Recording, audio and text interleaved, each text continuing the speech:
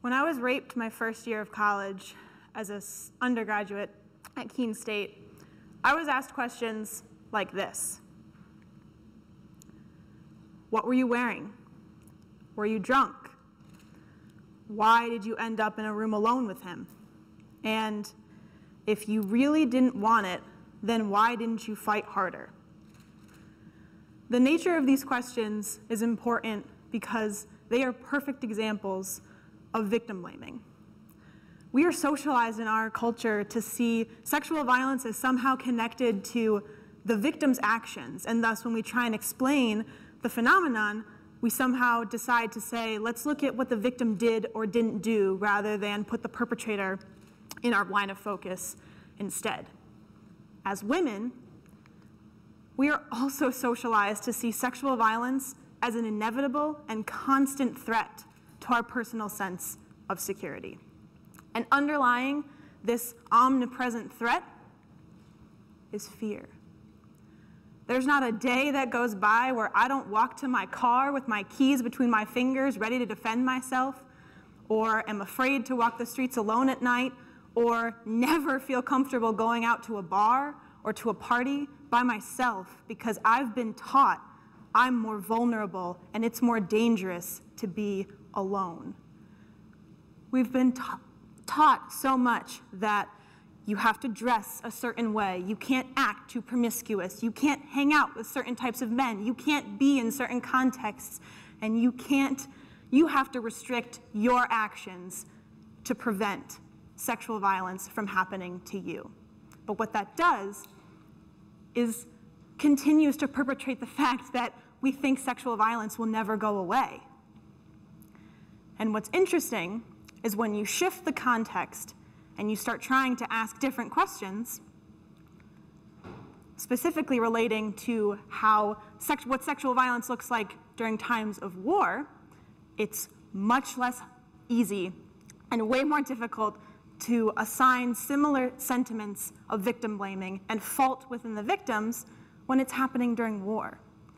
Much of the research that's coming out looking at rape being used as a tool of genocide and as a tool of war denotes rape to be an all too effective tool of domination, of destruction, of dissolution of social and cultural bonds, and something where the victims are wholly innocent because these crimes are being perpetrated against them by soldiers, by militaries, by militias, and individuals who have been trained to use this tactic to facilitate a particular kind of humiliation. And one way that some scholars are trying to look at rape as a tool of war and sexual violence against women in the contexts elsewhere abroad is through the lens of human security. Now, what human security means is, rather than taking a traditional notion of what security means by focusing on states, on militaries, on borders, we should be looking at individuals, and we should be looking at how particularly the various bases about what makes an individual unique relate to their sense of insecurity. By that I mean their gender, their economic status, their social position, where they live, how they live, and all of these different factors which combine to create a unique set of insecurities. And so that's taking, rather than a top-down approach, it's going from the bottom up and seeing how can we look at individual experience to securitize that rather than looking at borders or states. Now, I think that, as I've demonstrated, and as I think it's all too familiar to many of you in the audience, rape is a very common phenomenon during peacetime and in contexts outside of these really depraved conditions of war and conflict. So one of the questions that I want to start asking, why not here? Why aren't we looking at sexual violence against women in the United States, especially on college campuses, through the same lens? Why aren't we applying the human security framework to the various insecurities that women, maybe in this room, or I myself, have experienced on my college campuses? Why aren't we asking questions like this? And what I think asking these different questions can do is provide a different kind of way of bolstering efforts in preventing sexual violence, rather than promoting what is commonly denoted as risk reduction theories, saying that we need to teach women how to be able to defend themselves against this inevitable threat of sexual violence. We need to teach them how to be prepared to face these inevitable senses of victimization, rather than saying, well, what in our society makes sexual violence happen? How do the ways which we socialize our men and women pertain to the phenomenon of sexual violence itself? So I think that asking these different questions of looking at sexual violence from a prevention standpoint can be an important starting point. And specifically, one of the programs which has been brought to the fore in research and in common understanding is the active bystander approach. And I came to understand what the active bystander approach means as my time as a mentor in violence prevention at Keene State College. And what the active bystander approach means is we need to be looking at peer culture. We need to be looking at how we get individuals to engage in being accountable to their peers and feeling like they have a stake in what happens to the people around them.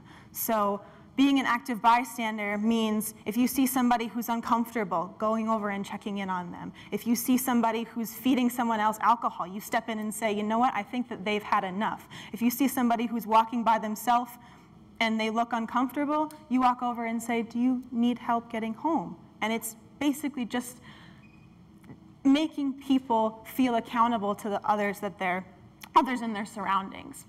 But to be clear, being an active bystander doesn't necessarily throwing on your superhero cape and flying in to save the day, but it just means acknowledging that gut feeling that you get when you know that something isn't right and being willing and able to step in and say, I will not accept what is happening.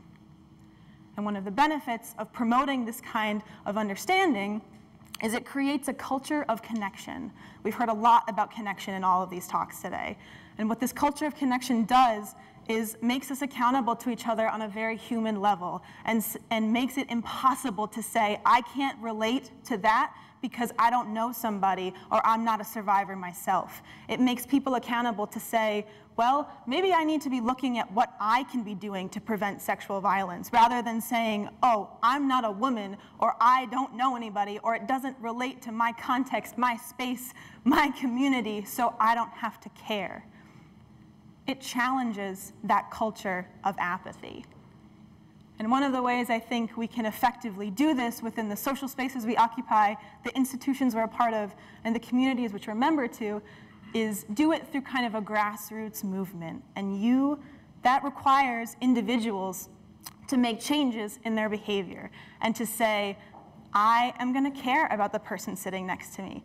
I am going to look out for the other people who may not be my friends, may not be people in my direct social spaces, but the fact that they're human and that they experience similar notions of insecurity and fear and threat to themselves, that I should care in making their space a more comfortable space for them.